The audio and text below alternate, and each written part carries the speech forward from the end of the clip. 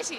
মানে আমাদের প্রেডিকশন ছিল 3-0 হবে এন্ড হলো আলটিমেটলি। মেসির নাকি বয়স হয়ে গেছে। না আমাদের কাছে এখনো সেই দিয়েছে তিনটা। ছেলেরাই বলে যে প্রেমিকার চেয়েও মেসিকে দেখতে ভালো লাগে, আপনারা কি বলবেন? সত্যি সত্যি একদম, মেসিকে একদম পেলে তো আর কিছু বলারই নেই। আপনারা কি বলবেন যে প্রেমিকের চেয়েও মেসিকে দেখতে ভালো লাগে? অবশ্যই কি মনে হয় যে এই মেসি এত কোথায় থামবে এবার? এবার ওয়ার্ল্ড কাপ ইনশাআল্লাহ ওয়ার্ল্ড কাপ নিয়ে থামবো ইনশাআল্লাহ। স্টার হবে এখানে চারটা হবে, চারটা ইনশাআল্লাহ। 17 মিনিট, 60 মিনিট, তারপর 76 মিনিট, তিনটা গোলের সময় আপনাদের অবস্থা কি ছিল?